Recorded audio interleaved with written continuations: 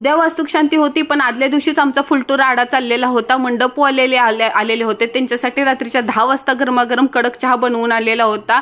घराला नाव आमच्या सासूबाईचं दिलेलं आहे शारदा निवास। तसेच आमची नंदुबाई सुद्धा आलेली होते। तडा, ही आमच्या नंदुबाईकडून सप्रेम बेड, प्युअर सागाचा सोफा सेट, सौ रुपाली गणेश काटेकर असं आमच्या नंदुबाईचं नाव आहे आणि त्या गोटेवाडीच्या आहेत। आणि हा सोफा सेट आम्ही विकत नाही घेतलेला आहे, अक्षरशः आम्ही हा रेडीमेड नाहीये, बनवून घेतलेला आहे, प्युअर सागाचा घेतलेला आहे। जो माझ्या मागे दरवाजा दिसतो ना, ते 2 दरवाजे सुद्धा आमचे सागाचे आहे।